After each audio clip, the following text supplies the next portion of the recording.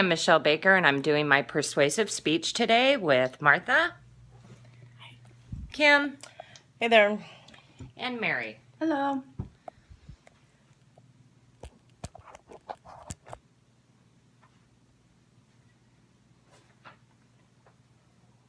For decades, America's principal answer to crime has been incarceration. That expensive strategy is yielding diminishing returns in many different areas. Michelle Alexander from The Age of Colorblindness was quoted, "The genius of the current standing system and what most distinguishes it from its predecessors is that it appears voluntary. People choose to commit crimes, and that's why they're locked up or locked out, we are told.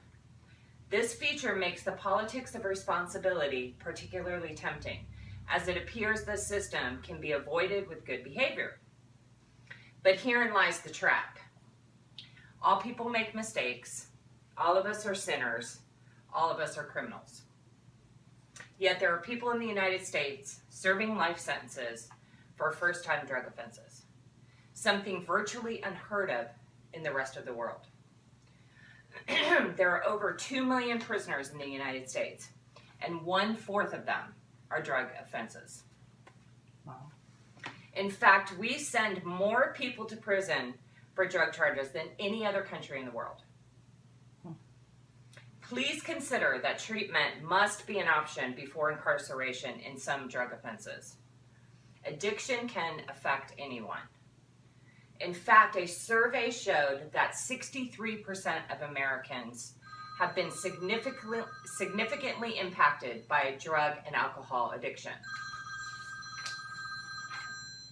Addiction is a serious disease that can be arrested through treatment.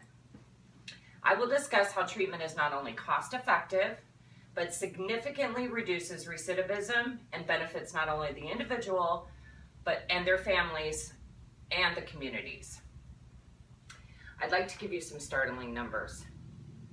The United States has the highest documented incarceration rate in the world. The United States represents 4.4% of the world's population, and it houses 22% of the world's prisoners. Those are staggering numbers. We spend $80 billion a year incarcerating individuals, 80 billion. And a good portion of them are drug offenders. The average annual cost to confine one person in jail for a year is $26,163. While, for example, 1 year of methadone maintenance treatment is $4,700. Research has found that if just 10% of eligible offenders were treated in community-based programs, the criminal justice system would save $4.8 billion. And if 40% of eligible offenders received treatment, the savings would be $12.9 billion. Drug court is one way that treatment can diminish recidivism. Recent findings from a major study show that drug courts do reduce recidivism. Several factors having mostly to do with the treatment itself and the judge's participation. In the first 6 months of follow-up, we found that drug court offenders were significantly less likely than the comparison group to report any engaging criminal behavior, 28% versus 40%. Now let's talk about the individual. Let me start by saying that prison will not always allow the person to deal with their core issues that sent them to prison in the first place. Prisoner jail time not only feeds the unworthiness felt by someone trapped by addiction, but it also separates the offender from their families, from their children, their spouses, and their communities, sometimes decades at a time. The impact of a felony conviction may last a lifetime. And even a short period of incarceration may affect people's earnings and ability to get a job, be parents, and be productive parts of their communities.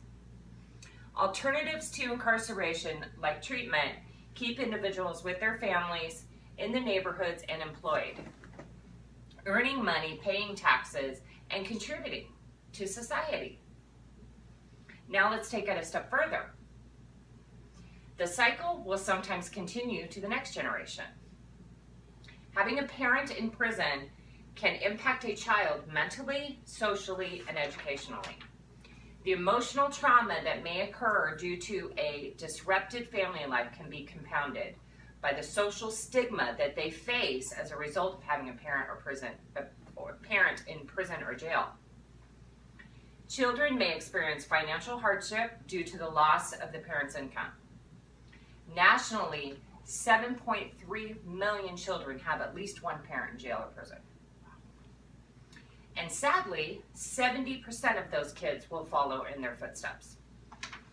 In fact, children of incarcerated parents are 5 times more likely than their peers to commit a crime. Wow. It grieves me to say that that cycle may continue.